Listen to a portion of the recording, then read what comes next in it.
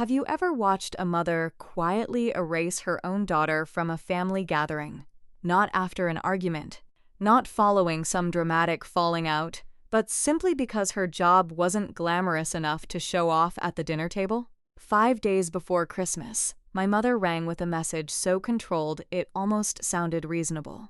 Your sister is bringing her wealthy boyfriend home to meet the family. She'd prefer you weren't there. Your job, well, it might give the wrong impression. I said, I understand, and ended the call. What my family had no idea about was that I had spent the past 2 years quietly serving as sole trustee of a £14 million inheritance. The exact money my perfectly polished sister was depending on for her dream wedding. And when they found out the truth 5 days later and came hammering on my door in barely concealed panic, everything shifted in ways none of us could have anticipated.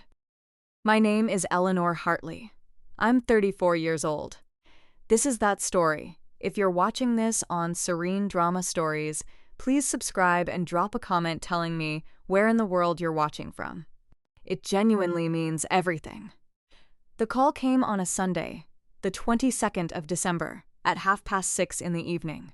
I remember it precisely because I was sitting at my kitchen table marking Year 9 essays on post-war Britain, and I'd just circled an impressive paragraph written by a boy called Marcus Webb about the housing crisis and the dignity of working people. The irony would take a few hours to fully land. There I was, celebrating a 14-year-old's insight into class inequality, while my own family was about to demonstrate it with devastating personal accuracy. Eleanor. My mother's voice had that particular quality I'd grown up decoding, a layer of warmth engineered over something considerably harder. I need to talk to you about Christmas dinner. I set down my red biro.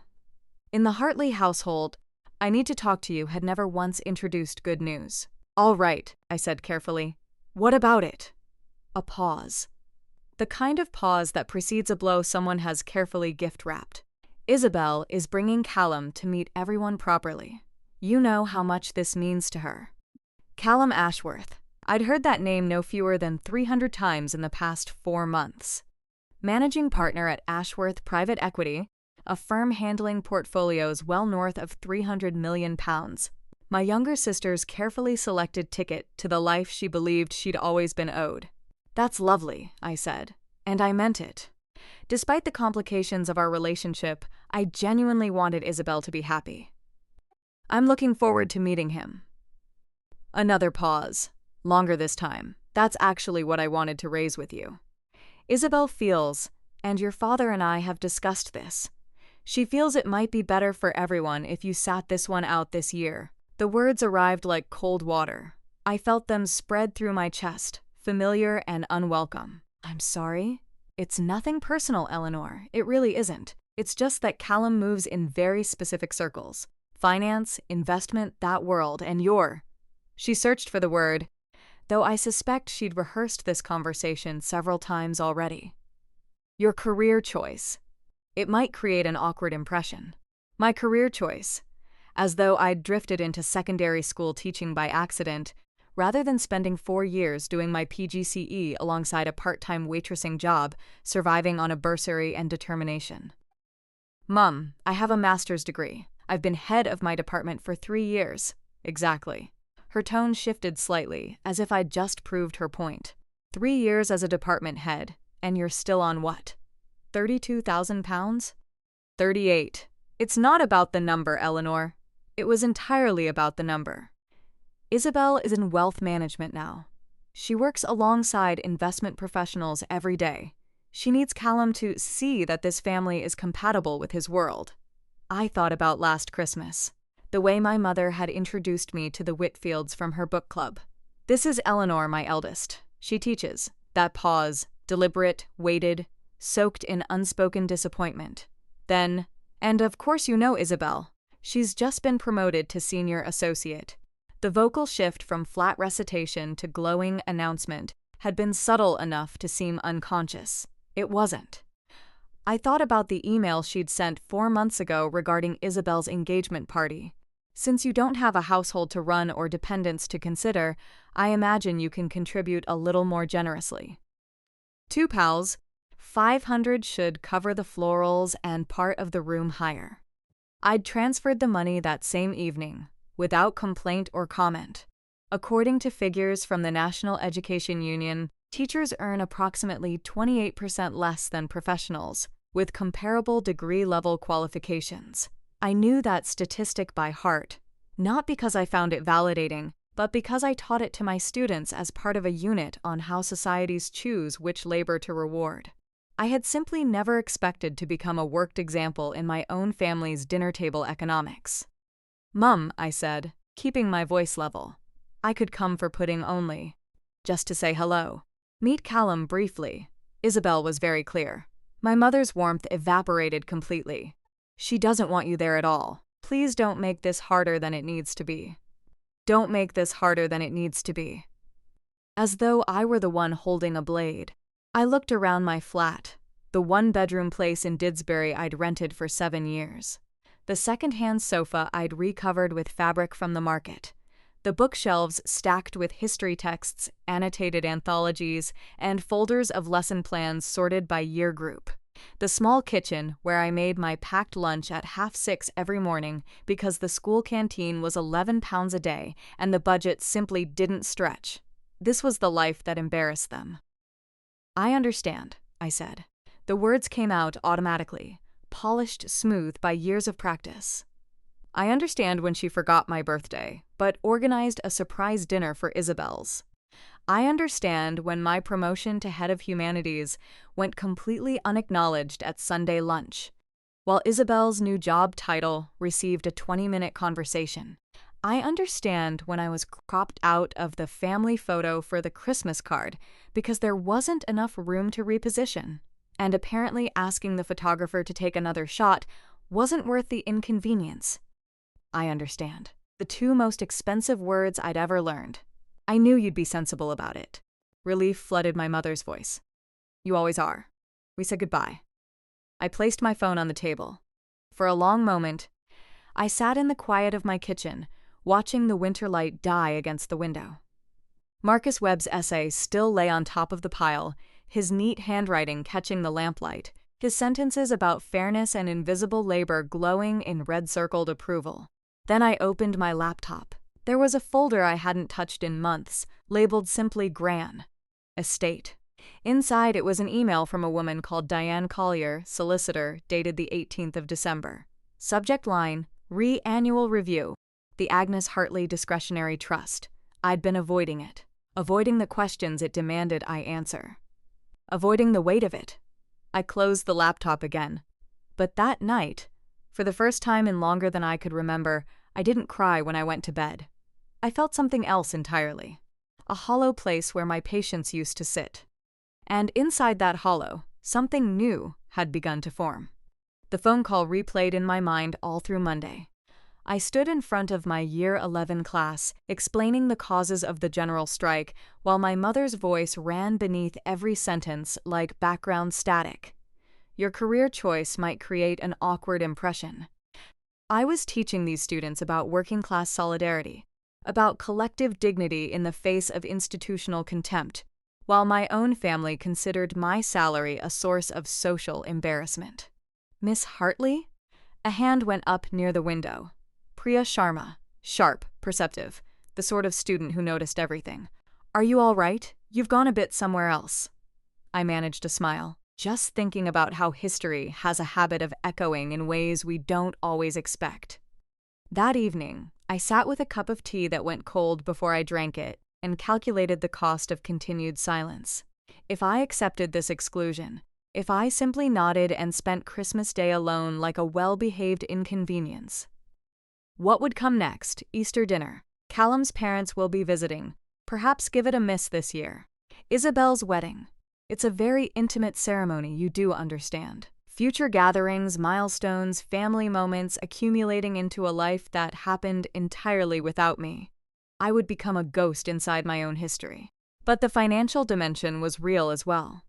My mother had already established a pattern of treating my income as a communal resource whenever circumstances required it. The £2,500 for Isabelle's engagement party.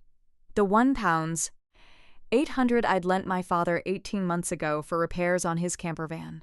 Never returned, never mentioned. The constant implication that because I was unmarried and without children, my earnings were somehow available for redistribution. If I stayed quiet, the extractions would only escalate, and I would keep complying because that's what the family disappointment does to earn a seat at a table she's been told she isn't welcome at anyway. At around 9 o'clock, my phone buzzed. A text from my father, David. Ellie, love, I'm sorry about Christmas. Your mother says it's for the best. I love you. I stared at those words for a long time. David Hartley, 65, recently retired from a career in local government, lifelong witness to his wife's decisions. He had never once intervened. Not when opportunities passed over me. Not when my achievements were minimized. Not when my mother made me feel, in 100 barely detectable ways, like the wrong kind of daughter. But he always said he loved me, as if love without action retained any meaning at all. I didn't reply. Instead, I opened my laptop and navigated to the folder I'd been avoiding.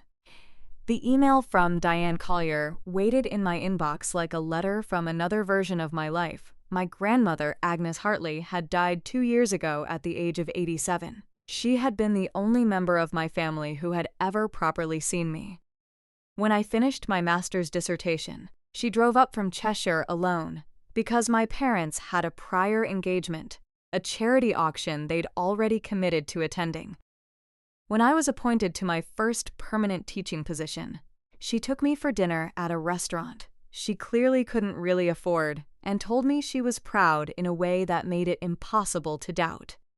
When I confided in her, during one of our last long afternoons together, about the persistent low-grade pain of feeling invisible in my own family, she'd taken both my hands and said very quietly, Eleanor, you're not invisible. You're simply surrounded by people who've lost the habit of looking properly. I hadn't understood what she'd arranged for me until after she was gone. I clicked on Diane's email. Dear Miss Hartley, as per our scheduled annual review, the Agnes Hartley Discretionary Trust currently holds assets valued at $14,183,472. As sole trustee, you retain full discretionary authority over distributions as detailed in Section 4.3 of the Trust Deed. Please confirm your distribution intentions ahead of the statutory deadline of 3rd January. Should you wish to modify distribution conditions or time scales, all amendments must be formalized in writing before that date.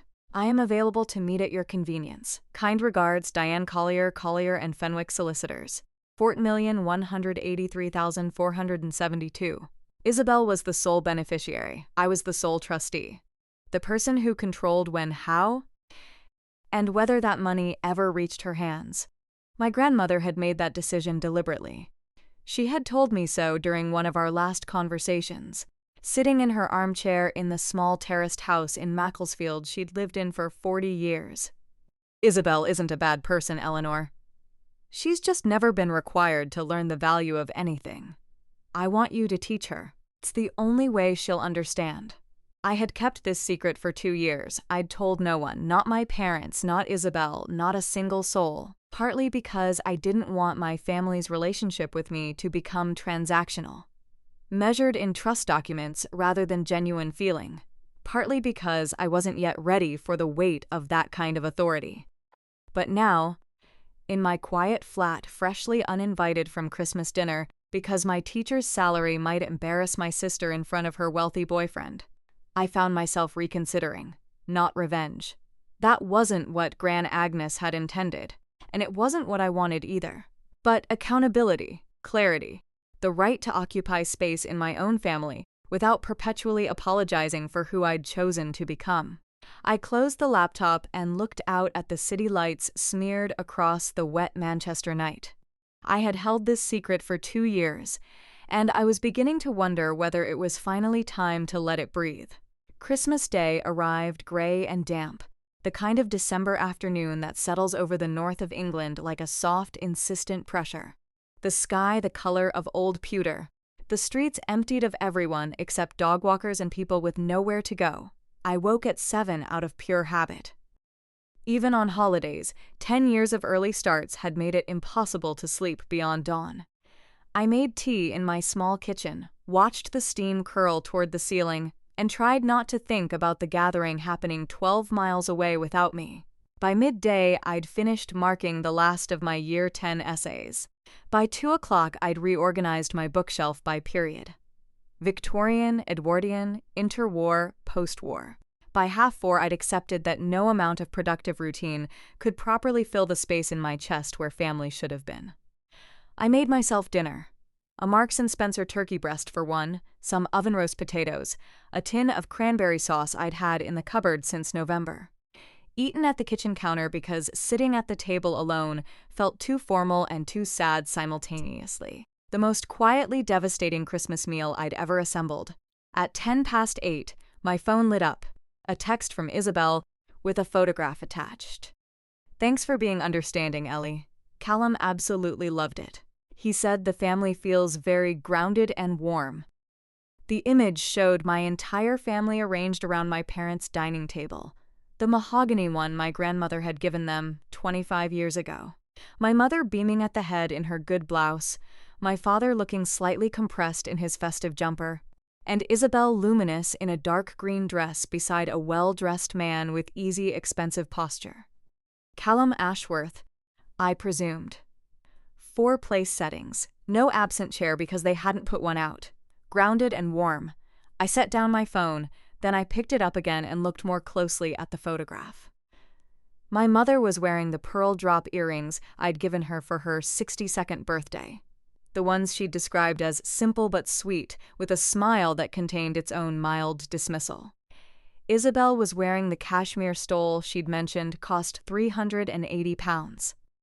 And there in the background, just visible on the sideboard, beside the wine glasses, was my grandmother's silver tea service, the one Agnes had promised me specifically, because I was the only one who'd ever helped her clean it. My mother had kept it. Of course she had. At 9:15, another message arrived. My father, this time. "Love you, Ellie. Your mother thought this was for the best. I hope you had a nice day." I drafted 3 replies and deleted them all. What was there to say that wouldn't make things worse, or wouldn't simply evaporate into the particular silence my father had perfected over decades? I called my friend Nadia instead. Nadia taught English at the same school. We'd started the same September, survived our NQT year together on shared anxiety and staff room chocolate biscuits, and developed the kind of friendship that only exists between people who have witnessed each other at their worst and stayed anyway. She was the only person outside my family who knew about the trust. "Please tell me you haven't spent Christmas Day alone," she said before I'd managed a word. "I'm afraid I have, Nadia." Her sigh was equal parts fondness and frustration. "Eleanor, I told you to come to mine. We had an entire extra portion of roast beef with your name on it." "I know. I needed to think about what? Your family being awful? That's not a new development." A pause. What actually happened?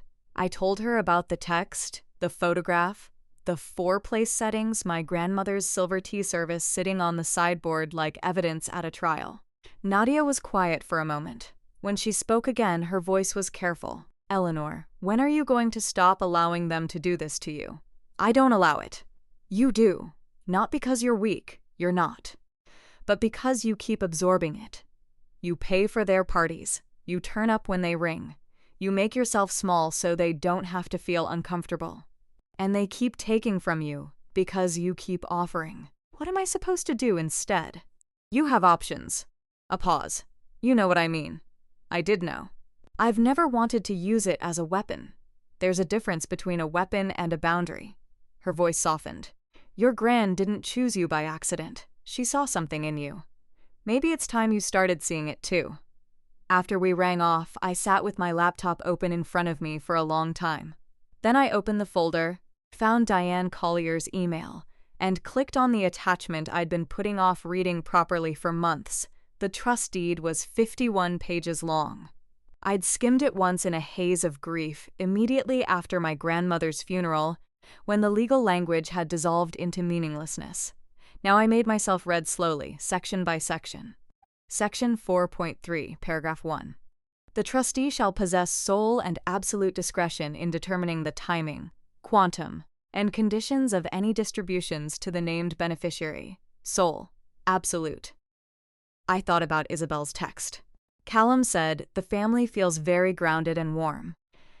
I thought about the photograph with 4-place settings and no space for me.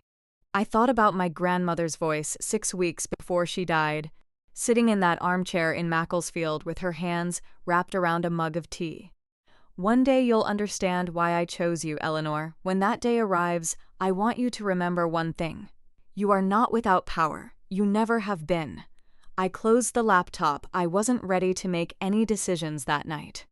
But for the first time in 2 years, I was ready to stop pretending this choice didn't exist. My grandmother had handed me a key. The question was whether I was finally willing to use it. Friday morning, the 27th of December. I woke with a plan, not revenge. I had never wanted that, and Gran Agnes wouldn't have wanted it either. But clarity. After years of accepting whatever diminished offering my family chose to extend, I needed to fully understand what I was actually holding. I rang Diane Collier's office at 9 o'clock. "Miss Hartley," she said, with the measured composure of someone who had guided dozens of families through wealth and grief without losing her nerve. "I was beginning to wonder when I'd hear from you. The statutory deadline is the 3rd of January. I know. I'd like to meet today if that's at all possible." A brief pause. "I can make 11 o'clock work." Her offices were in Altrincham, a Georgian terrace conversion with wide sash windows, and the sort of quiet that expensive legal advice tends to generate. Diane Collier was 56, silver-haired, with the kind of unhurried authority that makes you feel, even in a crisis, that things will eventually be handled correctly. She had been my grandmother's solicitor for nearly 15 years. She made tea from a proper pot and spread the trust documents across the meeting room table without ceremony. "Let's go through the structure properly," she said. "Your grandmother established the Agnes Hartley Discretionary Trust in April 2022, approximately 9 months before her death. The trust holds a range of assets, equities, bonds, a rental property in Alderley Edge currently let at $1,850 per month, bringing the total current valuation to just over £14 million. Isabelle is the sole named beneficiary. You, as trustee, control all distributions." "I understand that part. What I want you to understand properly," Diane tapped the highlighted section, "is how unusually broad this authority is. Agnes was very deliberate. She didn't want standard trustee powers. She wanted you to have complete discretion over timing, conditions, and amounts. She discussed it with me at length." Diane's expression shifted slightly, becoming something more personal. She told me she wanted Isabelle to learn the value of things. She felt the money itself was simply a mechanism. You were the lesson. I looked at the pages in front of me. She also told me, Diane's voice was careful, that you were the only person in that family with the resolve to say no and the kindness to say it without cruelty. Those were her words. I sat with that for a moment. What are my options for the annual distribution? Diane produced a separate summary sheet. You can authorize a standard distribution. Isabelle is currently eligible for up to £150,000 in the current tax year. You can defer distribution to the following year. You can attach conditions, financial literacy requirements, employment verification, educational courses, or you can modify the distribution schedule entirely. She looked up. And if Isabelle chooses to contest any of these decisions, she can apply to the courts. But Agnes's drafting is extremely robust. Unless you act in bad faith or breach your fiduciary duty, your discretion is effectively unchallengeable. She made it that way deliberately. She paid for it to be that way deliberately. Yes, Diane gathered the papers. There's one additional matter. Your grandmother left you a personal legacy entirely separate from the trust. £40,000, unrestricted. You've been directing most of it toward charitable giving, I believe. The Cornerstone Foundation? I've donated for the past 2 years. It supports disadvantaged young people with educational access. I know. You're listed as a founding donor on their records. She handed me an envelope. This arrived last week. I opened it. Heavyweight card, embossed lettering in navy and gold. You are cordially invited to the Cornerstone Foundation. Annual charity dinner. Saturday, 28th December, the Midland Hotel, Manchester. Dinner and auction commencing 7 p.m. Black tie. Inside, a gilt-edged name card. Eleanor Hartley, founding donor. I didn't realize the timing, I said quietly. Tomorrow night. The same event Isabelle and Callum were attending as their first major public appearance as a couple. Nadia had mentioned it in passing weeks ago. Something about Callum being involved in the foundation's corporate giving program. Diane's expression remained carefully neutral, but something moved briefly behind her eyes. Life does occasionally arrange things with a certain dramatic efficiency, Miss Hartley. I looked at the name card in my hands. For 2 years, I'd attended this dinner quietly, arriving without fanfare, making my donation, leaving before anyone could ask too many questions. I hadn't wanted my family to know. I hadn't wanted this part of my life to become something they could weaponize or dismiss. But they had excluded me from Christmas dinner because my career might embarrass my sister. Tomorrow night, I would walk into the same room they did, with a badge they could not purchase. Diane, I said, I'd like to schedule a follow-up meeting for the 2nd of January before the deadline. Of course. I think I'll have considerably more clarity by then. She smiled, the first real one I'd seen from her all morning. I believe you will, Miss Hartley. I walked out into the sharp December air with the name card tucked carefully inside my coat pocket. The street was quiet, post-Christmas lull, a light drizzle darkening the pavements. For the first time in 10 years, I felt as though I had the right to walk into a room without asking permission first. All right, I need to stop here for just a moment. If you've ever been treated as though you were invisible by the very people who should have seen you most clearly, if you've ever had to choose between your self-respect and belonging somewhere, type enough in the comments below. I want to know I'm not the only one. And if you want to know what happened at that dinner, hit the like button and stay right here. What comes next genuinely surprised even me. Back to the story. The doorbell rang at 4:20 on Friday afternoon. I wasn't expecting anyone. Nadia was at her parents' in Sheffield, and my social calendar in the days after Christmas didn't exactly require careful management. I looked through the peephole and felt my stomach drop. My mother stood in the corridor outside my flat, flanked by Isabelle and my father. My mother's face carried the particular combination of urgency and carefully managed entitlement I recognized from every significant demand she had ever made of me. I opened the door. Eleanor. My mother stepped past me without waiting for an invitation. We need to talk about Grand's trust.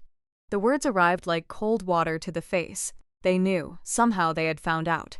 How did you? Callum's firm. Isabelle followed her in, her voice carrying the self-righteous momentum of someone who has spent 40 minutes in a car rehearsing what they plan to say. They conduct financial due diligence on families. Standard procedure, apparently, when someone at his level is considering a significant commitment. She said this as though it explained everything, as though a background check on her own family was simply the reasonable conduct of wealthy people. Nothing to query. Imagine my reaction when one of his associates mentioned a £14 million discretionary trust with my name as beneficiary. A trust I apparently knew nothing about.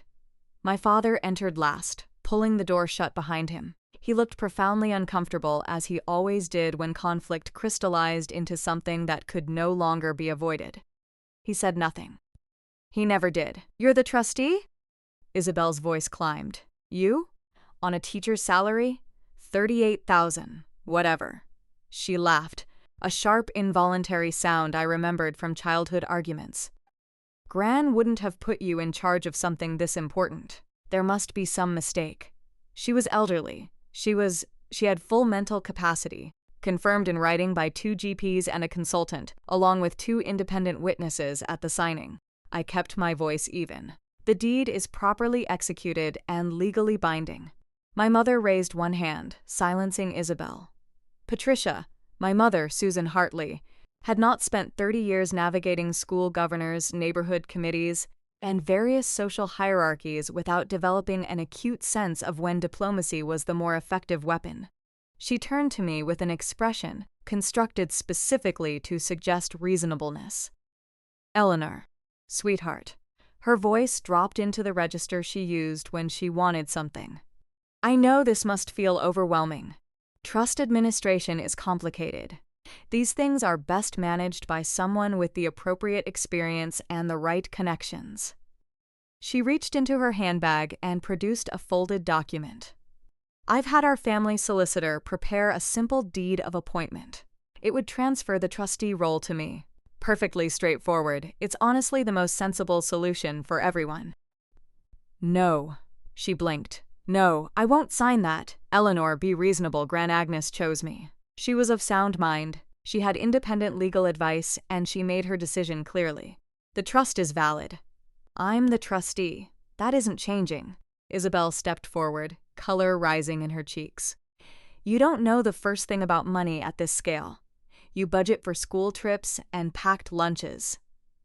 And you work in wealth management because your boyfriend's firm gave you a role without a formal interview process.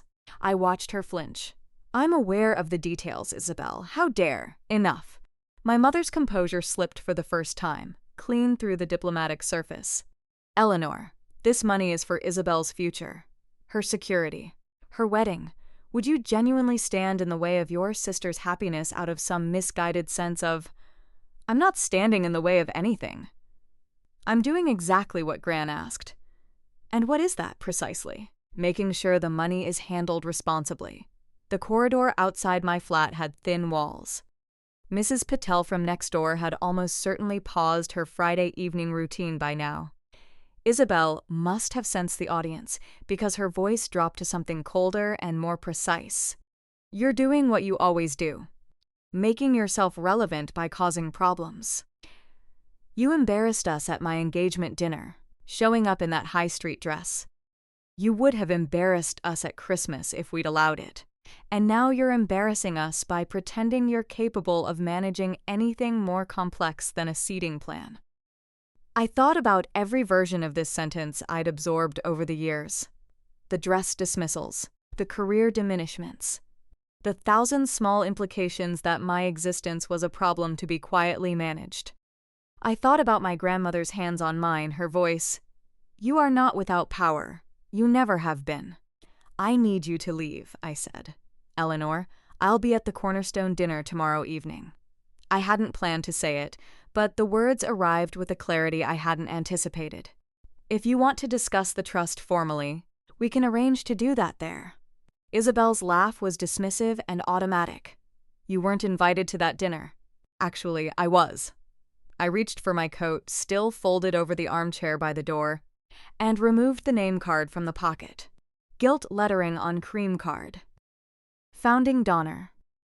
I've contributed £20,000 annually to the foundation for the past 2 years. They send a VIP invitation every December. For the first time in my adult life, I watched my mother's composure crack entirely and without recovery. Her mouth opened, closed, and opened again. That isn't possible. The foundation's records will confirm it. You're welcome to ring them. Isabelle reached over and took the card from my hand, examining it as if she expected to find evidence of forgery. Where did you get £40,000? Gran Agnes. A personal legacy, entirely separate from the trust. She knew what she believed in, and she wanted her values to continue. I took the card back and replaced it in my pocket. The silence that followed was the most profound I had ever created. I had spent 34 years as the invisible daughter. The embarrassing occupation, the absent place setting, the name left out of conversations at book clubs and dinner parties. In the space of 2 minutes, I had dismantled everything they thought they understood about me. My mother recovered first. Her voice was controlled, but only just. We'll speak tomorrow then. At the dinner. We will. She moved toward the door, then stopped. Eleanor, think carefully about what you're choosing to do here. Family is everything. I know, I said. I held the door open for them. That's why I spent a decade trying to be included in one. They filed out. My mother first, jaw set. Isabelle with a look of pure hostility. My father last, something unreadable moving behind his eyes. As he passed me, he hesitated on the threshold. Eleanor. Not now, Dad. He nodded once, followed the others. I closed the door and listened to their footsteps fade along the corridor. My hands were trembling, but not with fear. Tomorrow night, I would walk into that ballroom. I would stand in the same room as my family at an event they considered their social territory. And for the first time, they would see me as I actually was, not as the version they'd constructed for their own convenience, but as the woman my grandmother had chosen and believed in. The Cornerstone Foundation annual charity dinner occupied the grand ballroom of the Midland Hotel, a space built for a specific purpose, to make certain people feel significant and make everyone else feel they ought to be grateful for the invitation.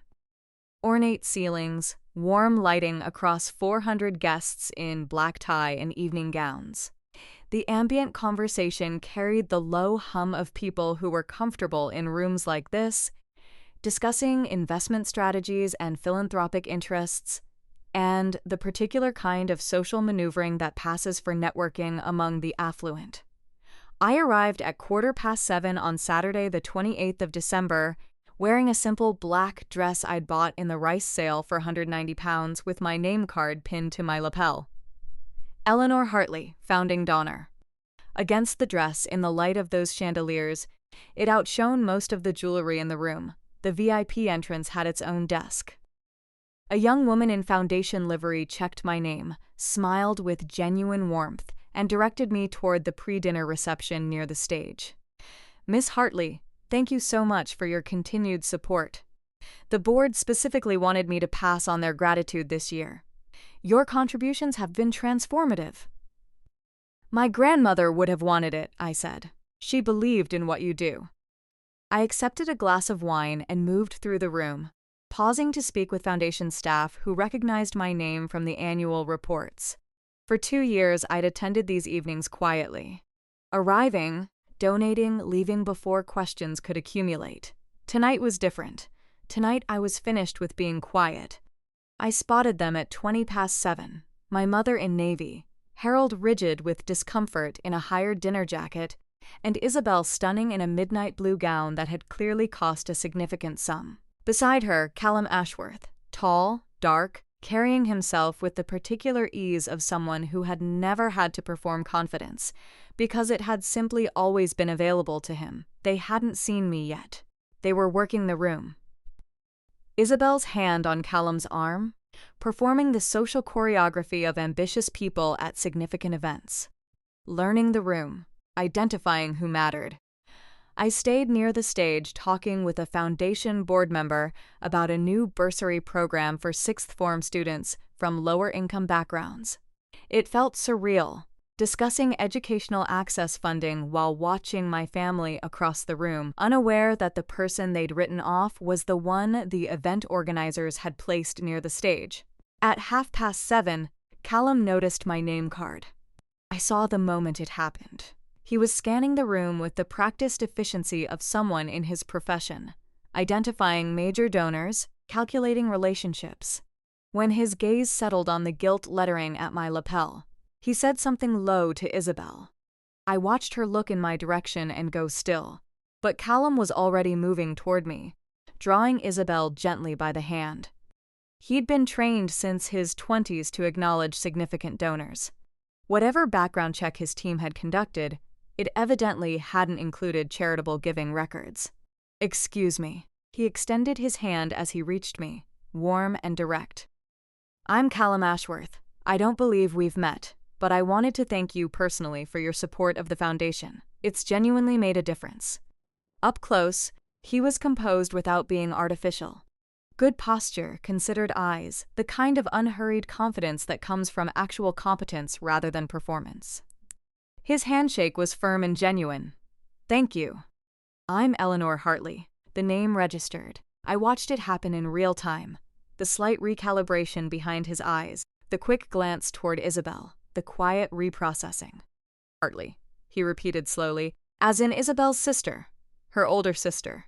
Yes. He turned to Isabelle, whose face had moved through pale and was approaching something closer to gray. You told me you didn't know the founding donor. His voice remained pleasant, but the temperature beneath it had changed. Isabelle's voice faltered. I didn't recognize her at first. The lighting in here is… The lighting column. Your sister has donated £40,000 to a foundation I've been personally involved with for 3 years. His tone didn't rise, which somehow made it more pointed. And you didn't recognize her. Other guests nearby had begun to sense something shifting in the atmosphere. The body language of our group, the stillness, the subtle lean, had become the kind of scene that polished social situations are very good at magnifying. My mother appeared at Isabelle's shoulder with the instinct of someone who has spent decades managing the optics of uncomfortable moments. Callum, darling, what a wonderful event, isn't it? Have you had a chance to look at the auction items? Mrs. Hartley. His voice remained pleasant. I was just thanking your daughter for her extraordinary generosity to the foundation. He glanced at me. I understand she's been contributing annually for 2 years. Yes. My mother's smile had the look of something assembled rather than felt. We're very proud. I wasn't aware you knew about it, I said, keeping my voice entirely neutral. Her smile tightened. I'd been meaning to ask. Callum's attention shifted back to Isabelle. Why your name came up on the trust documents my legal team found, but Eleanor's name never came up in any conversation about your family. Given what I'm seeing tonight, that seems like a significant omission. Callum, this is family business. It's complicated. What's complicated about it? Not hostile, genuinely asking. Your sister appears to have a meaningful relationship with a foundation I care about. She's been here every year. And in 6 months of conversations about your family, her name has barely come up. What else haven't you told me, Isabelle? A voice entered the conversation from slightly to my left, unhurried, composed, perfectly placed. Eleanor. What a lovely surprise. Diane Collier approached in a deep plum gown, her silver hair pinned back, carrying a glass of sparkling water with the ease of someone entirely at home in rooms like this. She nodded toward Callum with the measured recognition of professional circles that overlap at charitable events. Mr. Ashworth, I believe we were introduced at the Pennine Trust dinner last spring. Collier and Fenwick. He placed her immediately. Yes, of course. Are we still confirmed for the 2nd? Diane addressed me, her expression pleasantly unrevealing. There's quite a lot to work through before the deadline. Absolutely. Callum's attention sharpened. Deadline for what? Diane's smile was impeccably neutral. Miss Hartley administers a substantial trust with a January filing deadline. She's been a remarkably diligent trustee. She glanced toward my mother with the economy of someone who understands exactly what they are doing. Agnes Hartley made a very considered choice. The temperature inside our small circle dropped several degrees. You manage the trust. Callum turned from Diane to me, then to Isabelle. The trust your family described as being handled by the estate. You manage it. Isabelle's expression had become impossible to read, which told its own story. I think, I said quietly, that you two probably have things you need to discuss. If you'll excuse me. I turned to go. Callum's voice stopped me. Miss Hartley. When I looked back, the smooth social exterior had fractured at the edges, revealing something rawer underneath. I apologize for whatever part I've inadvertently played in this, and for whatever's been happening within your family. You couldn't have known. I'm beginning to understand that. He looked at Isabelle with the expression of someone who has just recognized with some clarity that the person beside them has not been entirely honest. But I'm learning fairly quickly. I left them there, surrounded by 400 people, and walked toward the bar at the far end of the room. My heart was calm. My hands were steady. For the first time in my life, I had stood in a room full of people my family regarded as their social peers, and they had been forced, without any engineering on my part, to see me clearly. Stay right there, because I can see the comments already. That was satisfying. Or maybe, Isabelle absolutely brought that on herself. Tell me whose side you're on in the comments below.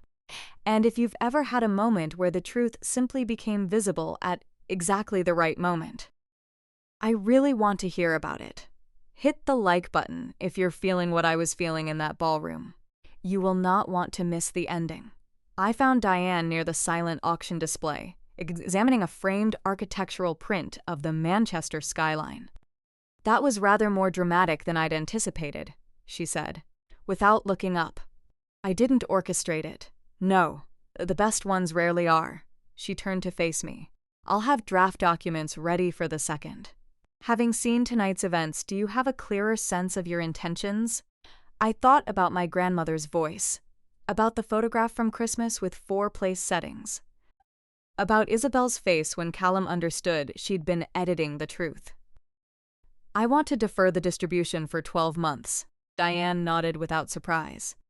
"Under what grounds?" "Beneficiary readiness. Section 4.3 gives me latitude to consider financial maturity as a relevant factor. I also want to attach a condition. Isabelle needs to complete a certified personal finance course before any distribution is authorized. Something accredited, not symbolic. Both are fully within your authority." Diane removed a small notebook from her evening bag. "What else?" "I want Callum Ashworth to have accurate information about the trust's existence and structure. Not as interference in their relationship, that's their business. But he deserves the truth before making significant decisions. Also reasonable. Honest people rarely suffer from transparency, and I won't be transferring the trustee role to anyone. I'll continue as Gran intended." Diane made her notes. "I can have everything drafted for the second. The deferral takes effect immediately on filing." She looked at me for a moment that felt slightly longer than professional. "Agnes would be proud of you. Not because you're creating obstacles, you're not, but because you're finally using what she gave you, which was always the point." Before I could respond, footsteps approached. Isabelle. Alone now. Her gown seemed diminished somehow, the way expensive things do when the person wearing them has been reduced. Her expression was contained fury held at a low temperature. "I hope you feel very good about yourself." Her voice was quiet but precise. "Callum has asked for space. He's questioning everything. The engagement, the plans, all of it. That's between you and Callum, because of you, because of choices you made, truths you omitted." I kept my voice even. "I didn't create any of this. I walked into a room I was invited into, and the truth became visible. I can't take responsibility for that." "You have ruined everything." I corrected a misunderstanding. "If your relationship was built on that misunderstanding, that was always going to matter eventually. You've always been jealous, Isabelle." I stepped closer, dropping my voice so only she could hear. "I am not doing this to punish you. Gran Agnes loved you. She always did. This inheritance was always meant to be yours. But she also wanted you to become someone who was ready to receive it properly. Someone who'd actually earned it. I have earned it. Then proving it through a 12-week finance course should be straightforward. Complete it. Demonstrate that you can handle genuine responsibility. In 12 months, we revisit the distribution, and there's nothing to prevent it going ahead. You're making me jump through hoops for money that is mine. I'm doing what our grandmother explicitly asked me to do." Isabelle stared at me. Something moved behind her eyes. Anger, yes, but beneath it something that might eventually become comprehension, though it hadn't reached there yet. "I hate you for this." The words were raw and slightly childlike, the register of someone who has run out of more sophisticated ammunition. "I know," I said, "but my job isn't to make you love me. My job is to honor Gran's wishes, and I intend to do that whether or not you hate me for it." She stared for a long moment. Then she turned and walked away without another word. My mother arrived shortly after, as I'd known she would. "Eleanor." The diplomatic surface was back, though it showed strain. "What you've done tonight." "What I've done tonight is attend an event I was invited to. You've humiliated your sister in front of 400 people. I've done nothing of the sort. I had a conversation. Whatever your definition of humiliation, it applies to the decisions Isabelle made herself, not to anything I did. Interfering in her relationship, I answered honest questions honestly. If Callum asks me direct questions, I'm going to give him truthful answers. He deserves that." My mother was quiet for a moment. A very rare thing. "What exactly do you want from us, Eleanor?" The question stopped me. Not because it was unexpected, but because, for once in my memory, It sounded genuinely uncertain, as though she didn't already have the answer. Respect, I said. Not because of the trust or the money or any of this. Simply because I'm your daughter. I have spent 34 years trying to earn a place in this family, and I have to stop. Either I belong in it as I actually am, or I don't belong in it at all. Families are complicated. Yes. But complicated doesn't mean this was acceptable. My father appeared at the edge of the conversation. He'd been standing several feet away, close enough to hear, and something in his face had shifted from its habitual anxious distance. "She's right," he said. Both of us looked at him. "She's right, Susan." His voice was quiet but unusually steady. "We've treated Eleanor terribly for years. Agnes saw it. I saw it too, and I said nothing, which made me part of it." He met my eyes. "I'm proud of you, love. I should have said that a very long time ago." My throat tightened. I nodded once. Because my voice wasn't fully available. My mother looked between us, recalculating. I watched her understand that the map she'd been navigating her family by had just shifted underneath her, that the dynamics she'd managed and maintained for decades were suddenly unstable in ways she hadn't anticipated. "This isn't the place for this conversation," she said finally, taking my father's arm. "No," I agreed. "It isn't." I left the Midland Hotel at 11 o'clock, stepping out into the cold December night with my name card still pinned to my chest. The doorman called me a taxi, addressing me by name with the kind of warmth that comes from professional rather than social recognition, but warmth nonetheless. I didn't feel victorious. I didn't feel vindicated. I felt, for the first time in a very long time, free. The consequences arrived within 48 hours. Callum told Isabelle on Sunday that he needed time and space to think clearly. By Monday evening, their engagement had been placed on indefinite hold. Not officially ended, but suspended in a particular limbo that communicated everything. Word moved through their social and professional circles at the efficient speed of gossip among people with significant networks. The golden couple had encountered turbulence. Isabelle's position at Callum's firm became uncomfortable almost immediately. She wasn't dismissed. He was far too composed for anything that direct. But by Tuesday, she had been diplomatically encouraged to explore opportunities that might better align with her longer-term professional development. She cleared her desk on the 3rd of January. My mother's phone rang throughout the first week of the new year. Friends from her various committees, the Newtons, the Carvers, the Whitmore Joneses from her local charitable board, all making calls that were nominally supportive but functionally inquisitive, seeking the authoritative version of the story that had apparently circulated widely after the Cornerstone dinner. I heard 3 different versions at my hairdresser's on Thursday. Nadia reported over coffee on the 4th.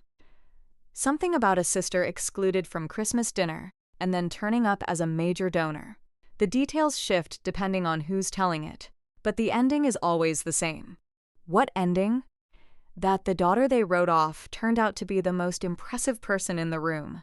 She raised her mug. People love that story, Eleanor, especially when it comes with evidence. The formal documentation was filed on the morning of the 2nd of January at Diane Collier's offices. I signed the deferral papers at 9:30. The language was precise and unambiguous. Distributions from the Agnes Hartley Discretionary Trust to the named beneficiary, Isabelle Hartley, would be suspended for 12 months pending completion of a certified personal finance program at an accredited institution. "It's not punitive," Diane said as she witnessed the final signature. "Trustees attach educational conditions to distributions all the time, particularly where beneficiaries are young and the sums are substantial. Any court would view this as responsible stewardship." "I know. That's what it is. For what it's worth." She slid the completed file into its folder. Agnes would have handled it identically. She wasn't interested in making people suffer. She was interested in making people grow. I hope Isabelle eventually sees it that way. Time adjusts perspective in ways that very little else can. Diane looked at me over the papers. "One more thing. Callum Ashworth's assistant contacted my office yesterday. He'd like to meet with you privately at your convenience. No obligation. I thought about his face at the dinner, that particular expression of someone realizing, with steadiness rather than drama, that they've been navigating by incomplete information. "I'll consider it," I said. The email from my father arrived that afternoon. 3 pages. Almost certainly the most writing Harold Hartley had committed to in a single sitting in years. He apologized for 3 decades of silence. He acknowledged that my mother's treatment of me had been wrong, and that his failure to interrupt it had made him complicit, regardless of intention. He didn't offer excuses. He didn't ask for immediate forgiveness. He simply said he wanted to try to do better if I would allow him the opportunity. I read it 3 times. Then I saved it carefully in a folder I labeled family, a word I was slowly, cautiously beginning to redefine. Isabelle's response came by text on the 7th of January. "Fine, I've looked up the course, I'll do it." "But don't expect gratitude," I replied. "I don't expect gratitude, I expect results. Good luck with it," she didn't reply. But Diane confirmed her enrollment 4 days later. Introduction to Personal Financial Planning. 10 weeks, beginning the 20th of January at a Manchester adult education college. The first step toward demonstrating she could genuinely handle what our grandmother had left for her.